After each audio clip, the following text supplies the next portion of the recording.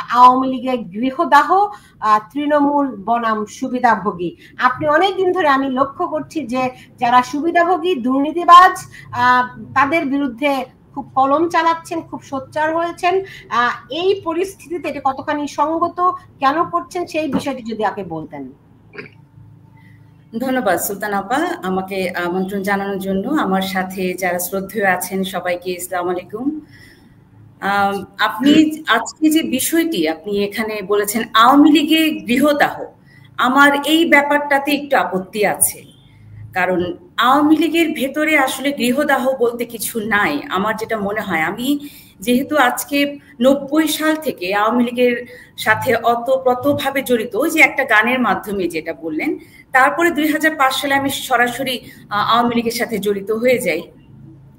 আমি আওয়ামী লীগের 90-এর যে গণ অভ্যুত্থান ছিল, আমাদের এরশাদ বিরোধী গণ অভ্যুত্থান দেখেছি, সেখানে কাজ করেছি।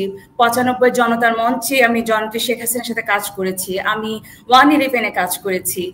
আমি যতটুকু মনে করি যে এই যে আওয়ামী লীগের মধ্যে যে গৃহদাহ, আওয়ামী লীগের মধ্যে কারোর সাথে কারো কোনো বিরোধ নাই আমি যতটুকু জানি। কারণ আমরা এতটাই ঐক্যবদ্ধ, এতটাই সংগঠিত। অনেকে মনে করেছেন যে 5 তারিখের পরে হয়তোবা আমাদের ভেতরে অনেক ঝামেলা আছে বা আমরা ছড়িয়ে ছিটিয়ে আছি বা দলটার ভেতরে কোনো শৃঙ্খলা নাই। এই কথাটা আমি একদম ঘোর বিরোধী। কারণ 5 তারিখের পরে বাংলাদেশ আওয়ামী লীগ আরো বেশি সংগঠিত। কিন্তু যদি আপনি যদি আমি যে অবজেকশনগুলো দিই, আমি যেটা লিখি বা আমি যে কথাগুলো বলি, এই কথাগুলো হলো সেই সব হাইব্রিডদের বিরুদ্ধে, সেই সব সুবিধাভোগীদের বিরুদ্ধে, যারা এই যে চামচামি বলেন, দালালি বলেন, যারা আপনার আওয়ামী লীগে দেখেন 75-এ বঙ্গবন্ধু হত্যার পরে যে 21টা বছর আমরা ক্ষমতার বাইরে ছিলাম, তখন কিন্তু যারা 21টা বছর আওয়ামী লীগকে ধরে রেখেছে তারাই কিন্তু আওয়ামী লীগের সত্যিকারের কর্মী। এরপরে যখন আপনি যদি 2008-এ যে নির্বাচনটা হলো, সেই নির্বাচনের পরে যে আওয়ামী লীগ সরকার গঠন করলো, এবং যখনই একটা দল বা একটা গোষ্ঠী বা একটা সিন্ডিকেট তারা বুঝলো যে জননেত্রী শেখ হাসিনার নেতৃত্বে বাংলাদেশ উন্নয়নশীল দেশের পথে এগিয়ে যাচ্ছে, তখন ঝাঁকে ঝাঁকে হাইব্রিডরা আমাদের ছত্রছায়ায় চলে আসলো। এটা কিন্তু শুধু আপনি বলবেন যে আমাদের সাংস্কৃতিক কর্মী, তা কিন্তু না। প্রতিটা সেক্টরে কিন্তু এই যে হাইব্রিডরা, সুবিধাভোগীরা, এরা কিন্তু এসে দলের একটা দুর্নাম করলো। আমি তাদের বিরুদ্ধে সোচ্চার হয়েছি 5 তারিখের পর থেকে। কারণ 5 তারিখে আমরা যারা 71-এর 25শে মার্চে কালো রাত্রি দেখিনি, আমরা কিন্তু 5 তারিখে সুলতান আপা 25শে মার্চে কালো রাত্রি দেখে ফেলেছি। এবং এই যে 5 আগস্টের পর থেকে আওয়ামী লীগকে যে নিধন করা হচ্ছে, আমার শত শত হাজার হাজার নেতাকর্মী, বিশেষ করে তৃণমূলী নেতাকর্মীর উপরে যে অত্যাচার হচ্ছে, এরপরে আসলে এই কথাগুলো না বলে যে আপনি বলেন এই যে আমরা বৈষম্য বিরোধী আন্দোলনে, আপনি একটু তো স্বীকার করবেন যে কিছু তো মানুষ তাদের ছায়ায় গিয়েছিল। কেন গিয়েছিল? আমার ক্ষুদ্র জ্ঞানে আমি যতটুকু বুঝি যে তারা হয়তো বা 15-16 বছরে কিছু বৈষম্য দেখেছে, দেখে কিন্তু কিছু সংখ্যক যারা পরে প্রতারিত হয়েছে, যারা এই যে বোকার মতো তাদের ফাঁদে পা দিয়েছে, তারা গিয়েছে। এই যে বলেন সুবিধাভোগীরা, আমি যদি প্রথমত রাজনীতি আগে আমি একজন সংস্কৃতি কর্মী হিসেবেই বলি, আপনি 5 তারিখে দেখেছেন যে বৃষ্টিতে ভেজে তারা চিৎকার করে কাউকে বলতে শুনেছেন যে আমরা আমাদের দেশ, আমরা সংস্কার চাই, আমরা নেত্রী চলে গেছেন, তারা এখন স্বাধীন হয়ে গেছেন, তাদের 16 বছর তাদের বাক স্বাধীনতা ছিল না, কথা বলতে পারে নাই। এই যে কতগুলো কথা, এই যে আপনার একদিনের মধ্যে যে আমি বলি ওদেরকে পোল্টিবাজ, এই যে লাল বদর হয়ে গেল, এরা প্রত্যেকজন গত 16 বছরে আওয়ামী লীগকে লুটে পুটে তারা হালুয়া রুটি খেয়েছে। ওদের বিরুদ্ধে আমি সোচ্চার হয়েছি 5 তারিখের পর থেকে। আপনার যখন এই যে আমরা বলি যে নায়িকা গায়িকা, গত 15টা বছর আপনি সচিবালয়ে যান, আপনি কোনো ন্যাশনাল প্রোগ্রামে যান, আপনি জাতীয় পুরস্কারে যান, আপনি বিটিভিতে যান, বেতারে যান, আপনি যেখানে যান না কেন, একটা মন্ত্রণালয়ে যান, সরি টু সে, যেখানে যান আপনি দেখবেন নায়িকা গায়িকার একটা সিন্ডিকেট। সব জায়গাতেই সিন্ডিকেট আছে, আমরা বুঝতে পেরেছি। আপনার কথা খুব স্পষ্ট। তাজুল ইমাম ভাই, আপনি যদি একটু বলতেন যে এই যে অভিযোগটি অনেক দিন ধরে, এমনকি আওয়ামী লীগ ক্ষমতা থাকাকালীন সময়তেই এ কথা অভিযোগগুলি ছিল যে হাইব্রিডরা সব জায়গায় গুরুত্ব পাচ্ছে, কিন্তু আওয়ামী লীগের যারা যারা লিসা কালামের ভাষা যারা অরিজিনালি আওয়ামী লীগ করে তাদের সেই কথাগুলো তো আমলে নেওয়া হয়নি। এখনো কি সেই তাদের দাপট আছে কিনা? আচ্ছা, আমি আমার অবজারভেশনটা বলছি। হ্যাঁ, আমি আসলে অন্য আরেক পরিপ্রেক্ষিতে কিছু নোট করছিলাম এখানে, যে কতগুলো বাস্তবতা মেনে নিতে হবে। হ্যাঁ, আওয়ামী লীগ একটা ভয়ঙ্কর রকমের টারময়েলের ভেতর দিয়ে যাচ্ছে, ধাক্কা খেয়েছে, এবং এর জন্য কি কি কারণে এটা ঘটেছে সেটা দলের, আমি যেন সবাইকে দেখতে পাই, প্লিজ স্ক্রিনটা ওভাবে করেন যেন সবাইকে দেখতে পাই। হ্যাঁ, কি কি কারণে দলের এই দুর্দশায় পড়তে হয়েছে, কেন এই চক্রান্ত আগে বোঝা যায়নি, ক্ষমতাসীন থাকা অবস্থাতে কেন এ ফেল করেছে, ইন্টেলিজেন্স ফেল করেছে, কেন সময় মতো এর প্রতিকার বা প্রতিবিধান করা হয়নি, এগুলো নিয়ে দলের ভেতরে নিজেদের মধ্যে আত্মশুদ্ধি বা সমালোচনা হওয়া উচিত। তবে আমি যে কথাটা বলতে চাচ্ছি সেটা হচ্ছে যে এই মুহূর্তে এই যে ম্যাটিকুলাস প্ল্যান ছিল সরকারকে পতন ঘটানো এবং আওয়ামী লীগকে পুরোপুরি ধ্বংস করে দেওয়ার যে প্ল্যান, এটা কিন্তু অনগোয়িং, এটা চলছে। এটা থেকে বাঁচতে হবে এই মুহূর্তে, এটা থেকে সংঘবদ্ধভাবে আত্মরক্ষা করতে হবে প্রথমে, এবং তারপরে প্রতিরোধ করতে হবে, এবং তারপরে এটাকে অতিক্রম করে আবার পুনরায় ক্ষমতার পুনরুদ্ধার করতে হবে। হ্যাঁ, স্টেপ বাই স্টেপ করতে হবে। এখন তুমি যেটা প্রশ্ন করেছো সুলতানা, যে আওয়ামী লীগের নেতৃত্ব আগের মতো ছিল কিনা, হাইব্রিডরা ঢুকেছে, আমি ওদেরকে বলি ঘুন পোকা। হ্যাঁ, ঘুন পোকা কিন্তু যে কোনো প্রাসাদে, বাড়িতে, ঘরে, ফার্নিচারে লাগতে পারে। হ্যাঁ, ঘুন পোকার কাজই হচ্ছে বাইরের স্ট্রাকচারটাকে ঠিক মতো রেখে ভেতর থেকে খেয়ে ফেলা, যেটা আওয়ামী লীগের মতো একটা প্রচন্ড ক্ষমতাশালী জনপ্রিয় দলের ভেতরে ঢুকে এই ঘুন পোকারা এই কাজ করেছে। তারা আমাদের মহান ত্যাগী নেতা নয়, তারা কারোর জন্যই মঙ্গলজনক নয়, কোনো পক্ষের জন্যই মঙ্গলজনক নয়। হ্যাঁ, তো এখন ক্রমাগত আমার কান পচে গেছে শুনতে শুনতে, ফ্যাসিস্ট সরকার, ফ্যাসিস্ট সরকার, সবকিছু নিয়ে গেছে, সব পাচার করেছে। গত সপ্তাহে এখানে মুক্তিযোদ্ধাদের একটি সম্মেলন মতো হয়েছিল। হ্যাঁ, সেইখানে আমি গত 16 বছরের আওয়ামী সরকারের সময়ে যতগুলো উন্নয়ন হয়েছে সেই লিস্টটা আমি পড়ে শুনিয়েছি। রবি ভাই, আপনি সেখানে ছিলেন, রাইট? পড়তে পড়তে পড়তে পড়তে আমি ভেবেছি 3 মিনিট লাগবে, 7 মিনিট লেগেছে আমার শুধু নাম ধরে লিস্ট পড়তে। আমার কথা হলো যে এত অ্যাচিভমেন্ট হওয়ার পরে জনপ্রিয়তাও থাকার কথা ছিল, মানুষ দুবেলা খেতে পারছিল, আমাদের মেয়েরা কাজ করছিল, দেশের বস্ত্র শিল্প গোটা পৃথিবীতে উন্নত হচ্ছিল। এই সব কিছু ধসে চুরমার হয়ে পড়ে গেল এক ধাক্কায়। কি কারণে?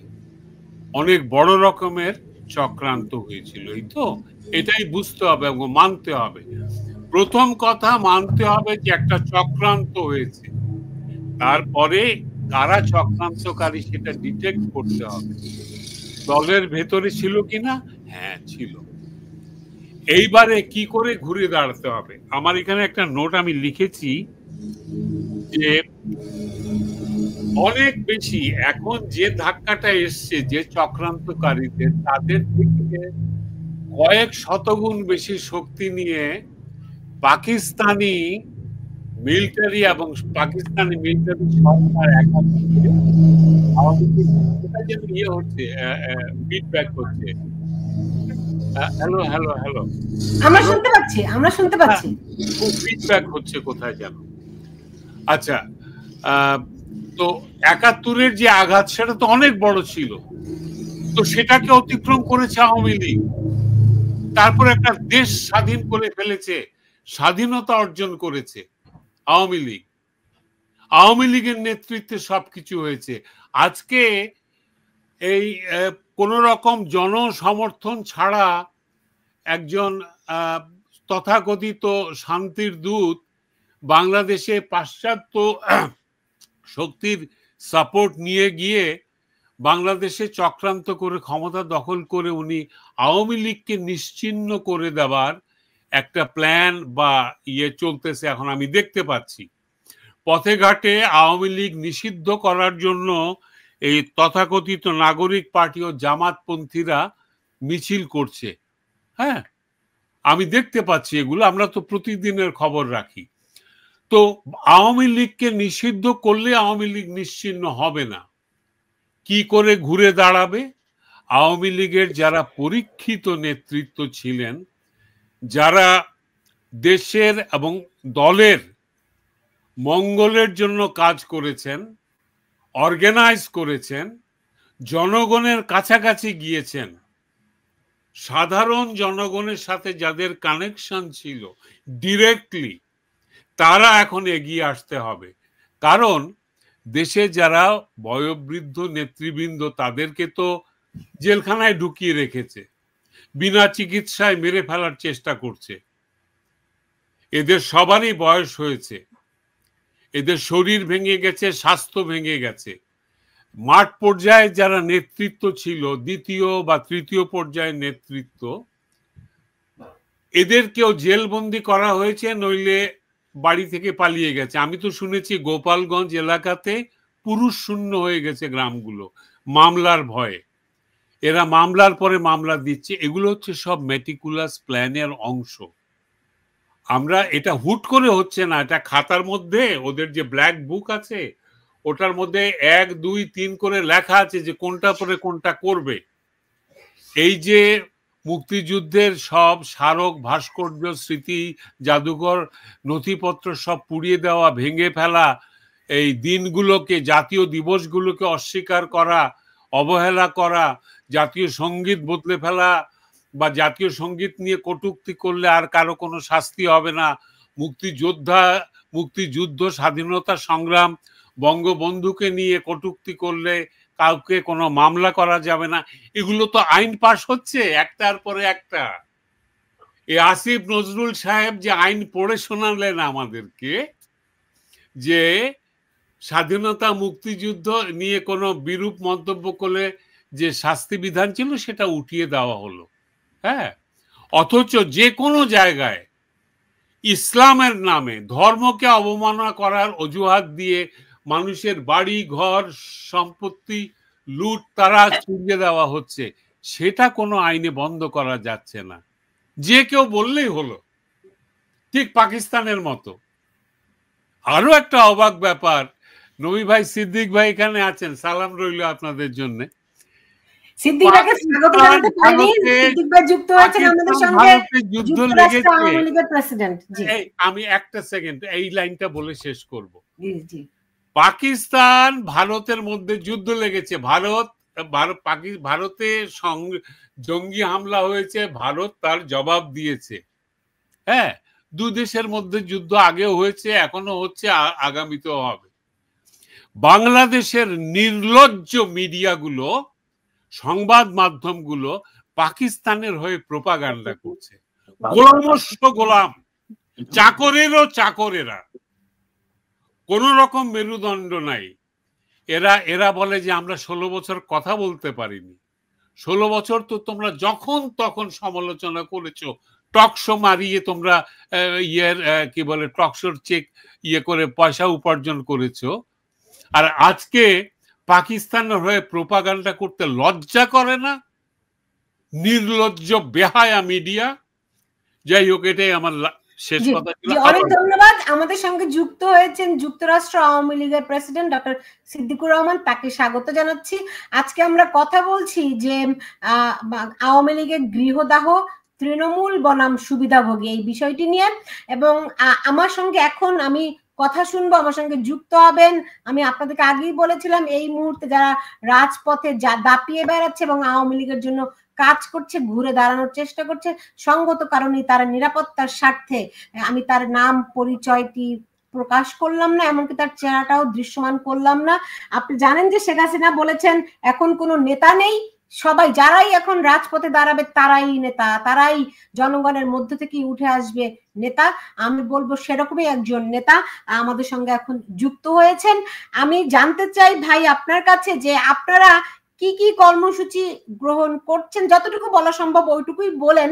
কিভাবে ঘুরে দাঁড়াচ্ছেন, আপনাদের সামনে বাধা এবং চ্যালেঞ্জ গুলো কি কি আছে? জি, আসসালামু আলাইকুম সুলতানা আপা, আপনাকে অসংখ্য ধন্যবাদ আমাকে আমন্ত্রণ জানানোর জন্য। এখানে দুজন বীর মুক্তিযোদ্ধা আছেন, তাদেরকে আমি শ্রদ্ধার সাথে সালাম জানাচ্ছি। আমি নিজেও একজন বীর মুক্তিযোদ্ধার সন্তান। এখানে উপস্থিত আছেন ডক্টর সিদ্দিকুর রহমান, সভাপতি যুক্তরাষ্ট্র আওয়ামী লীগ, তাকে আমার সালাম। এবং লিসা আপা, যার গান শুনে আমি স্কুল লাইফে খুব উদ্বুদ্ধ হতাম, সবসময় শুনতাম, আমার বাবা তার গানগুলো চালাইতো, আমি শুনতাম। তো আপা আসলে 5ই আগস্টের পর থেকে আমি আগস্ট মাসের শেষের দিকে বাড়ি ছেড়ে যাই, তো এখনো পর্যন্ত বাড়ি ছাড়া আছি। সর্বোপরি আমি যে এলাকা সন্তান, আমি নামটা উল্লেখ করতে চাচ্ছি না, ওই এলাকাতে 5ই আগস্টের পরে আমরা মাঠেই ছিলাম। আগস্টের শেষ দিকে আর টিকতে পারি নাই মাঠে প্রশাসনের কারণে। তো এরপর থেকে আমাদের চলতেছে এরকম ফেরারি জীবন। আমি সহ আমার বন্ধু বান্ধব এবং ভাই ব্রাদার কেউই বাড়ি থাকতে পারতেছে না, সবাই পলাতক। আমরা 5ই আগস্টের পর থেকে টোটালি নেতৃত্ব শূন্য। আমরা কোনো জায়গা থেকে কোনো দিক নির্দেশনা, এমনকি এখন পর্যন্ত আমরা যে কয়টা প্রোগ্রাম হাতে নিছি এবং যে কয়টা প্রোগ্রাম আমরা সফলভাবে করেছি, তার মধ্যে প্রায় 5টা মিছিল আমরা করেছি, আমরা সহ আমাদের ছোট ভাই ব্রাদার। কিন্তু দুঃখের বিষয় হলো যারা 5ই আগস্ট পর্যন্ত নেতৃস্থানীয় ছিল বা নেতা ছিল যারা, তাদের কাউকে আমরা পাইনি এবং এখন পর্যন্ত তাদের সাথে আমরা কেউই যোগাযোগ করতে পারিনি। তারা নাম্বার চেঞ্জ করে ফেলেছে, এমনকি অনলাইনেও তাদেরকে পাচ্ছি না, যে কারণে যে কোনো সিদ্ধান্ত নিতে হচ্ছে আমাদের নিজেদেরই। এবং সর্বোপরি আমরা বর্তমানে আমাদের নেতা একমাত্র জননেত্রী শেখ হাসিনা, তার দিক নির্দেশনাতে আমরা চলতেছি, আমরা চেষ্টা করতেছি তার সাথে যোগাযোগ রাখতে। তো আসলে আমরা তো দল থেকে কিছু নেই নাই, দল থেকে কোনো কিছু পাওয়ার কোনো আশাও কখনো করি নাই, নিঃস্বার্থভাবে দিয়ে গেছি। আর সর্বোপরি খুব খারাপ অবস্থাতে আছি আপা। আমরা লাস্ট যে মিছিলটা আমরা করছিলাম, মানে আমাদের ছোট ভাই ব্রাদাররা, তারা ছাত্রলীগ করে না, তারা দলকে ভালোবাসে, নেত্রীকে ভালোবাসে, বঙ্গবন্ধুকে ভালোবাসে। তারা বিএনপি এবং জামাতের অত্যাচারে অতিষ্ঠ হয়ে বঙ্গবন্ধু গেরিলা বাহিনী নামে একটা ব্যানার করে তারা একটা মিছিল করে আমাদের এলাকাতে।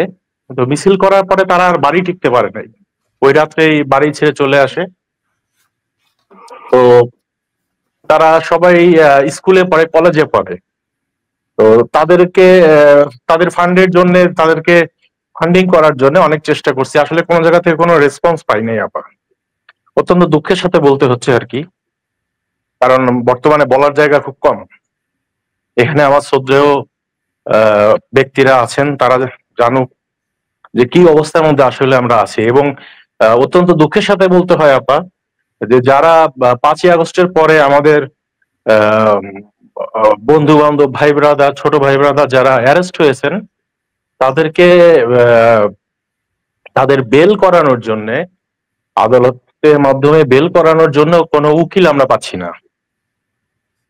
আর যদি কোনো উকিল রাজি হয় সেক্ষেত্রে তারা যে রেট বলে এটা আসলে তাদের পক্ষে দেওয়া সম্ভব না, কারণ বেশিরভাগই স্টুডেন্ট।